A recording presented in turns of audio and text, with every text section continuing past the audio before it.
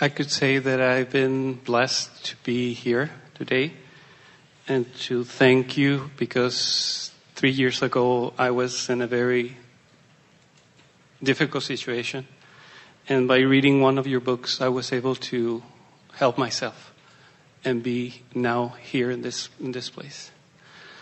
And So the vibration of the book and your willingness to participate within it activated a resonance of well-being within you that brought about the soothing. Isn't that nice to know? Yes. In other words, it's always there for you. Yes. So on my way to become a practitioner of science of mind, I've been sifting so many books. And my years of experience as a healer before in a Catholic upbringing, I've been asking myself, what would be the best way to get to a higher level of consciousness, to help others to heal? What is a higher level of consciousness anyway? What does that mean in terms of what we're talking about here? What does a higher level of consciousness mean? Less resistance. Yes, exactly. You can hold a cork under the water, but when you let go of it, it's going to bob back up. And that's the high level of consciousness. So when you stop practicing the thoughts that hold you away from your buoyancy, you bob. Okay. Now, I understand completely, and I agree with that. And the question that brought me here was having an example as Jesus Christ of having this ministry in which he was able to cure every disease and illness. Really? Now, do you know that? Because we don't know that, and we know everything. Okay. Are you saying that there was never a person in so much resistance that the knowing of that one was not able to dissuade it? I'm not understanding. Jesus said, after one healing, it is your faith that has made you whole. Yes. In other words, he was not willing to take credit for what happened. Yes, and which is what we just said to you. Holding the vibration, but it is you moving into the vicinity of it. In other words, we promise you that this man that you hold in this very high position, and we do not quarrel with how you feel about him at all. We're just saying he was not asserting power into anyone's experience. Yes, he I understand that. Utilizing the laws of the universe in the same way that we're asking you to do it. Holding the vision from inside the vortex, and then there is a greater probability of bringing someone into vibrational accord with their own well-being. But we were just jumping on you a bit about your words. He was able to heal everyone, because there were vibrational holdouts for him as well. Yes, I understand. I understand that everyone has hope. Do you know why we're after that? Do you know why we jumped in the middle of that? Yes. Because when you hold someone up as a comparison about your work, and your view of them is full of flawed premises, then you shoot your own evolution in the foot. Oh, okay. So if you understand the laws of the universe as they are, and that he was not apart from them as is no one, and you work within the laws, consciously understanding them, then your successes will make sense to you, you see. Okay. Now, the process on which he spent the 40 days fasting, separate from the whole different normal way of living. Before 26 days. 30.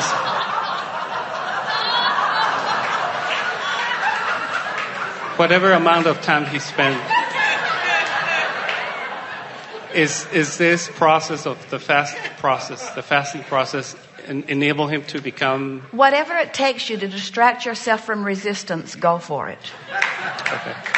In other words, it's hard to go into the vortex if you live in a village where they make fun of you when you meditate. We're just saying. Yes. Yes. Now, If you don't try to make literal sense out of things like that, and instead you use your own experience of alignment or not in the moment, you'll find your own power as he did. Okay. Now, jumping to another question that I have. Do you understand the context in which we're playing this game with you? In other Yes. words, can you feel how we acknowledge the power of your being in as supreme a way as we acknowledge the power of the being of the one that you know as Jesus? And that as we're visiting with you here, we can feel that in your comparison, you're not bringing yourself into alignment with all that you are.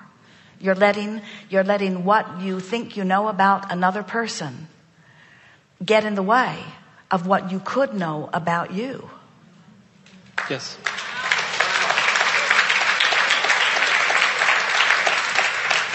And I agree with you, because I think I have a lot of false premises because the way I was raised and all the beliefs and the biggest false premise that has come out of that whole wonderful movement is that he was something more special than you.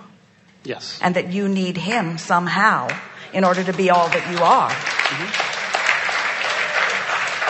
And he stands now as this eternal being, knowing what he knows, expressing it in another way, wanting you all to let go of what that was and live with what you now are a vibrational match to. Mm-hmm. In other words, how could you take something that was written so long ago, not even by those who lived it, translated again and again and again by all kinds of people who had economic motives for their translation, and now you try to live your life by it, when you have right here, right now, living, breathing guidance within you, responding to every single thought you think? Yes. That's guidance. And I had, this is more a curiosity question, because I'm Hispanic. And I just wanted to know, if I ask you a question in Spanish, Abraham, would you be able to answer it in Spanish? Yes, but not through Esther. Okay. In other words, it doesn't matter what you express, we're receiving it vibrationally. A friend of Esther's did that some years ago, and it was unsettling to Esther and sort of brought her out of trance. Mm-hmm. But when she came out of trance, Josie said, well, Abraham did answer my question, but if you're wanting to understand if we are vibrationally communicating, mostly the answer is yes. You are receiving far more on a vibrational level, even as you sit in this room, than you are verbally or auditorily. Mm-hmm. Yes, the question is because in some way I would like to see someone channeling for the Hispanic community in the future. That was my reason. We choose you.